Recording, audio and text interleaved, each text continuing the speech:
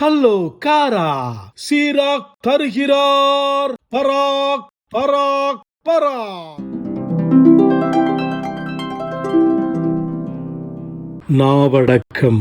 பிறரை எளிதில் நம்புவோர் கருத்து ஆழமற்றோர், பாவம் செய்வோர் தங்களுக்கே தீங்கு இழைத்துக் கொள்கின்றனர்.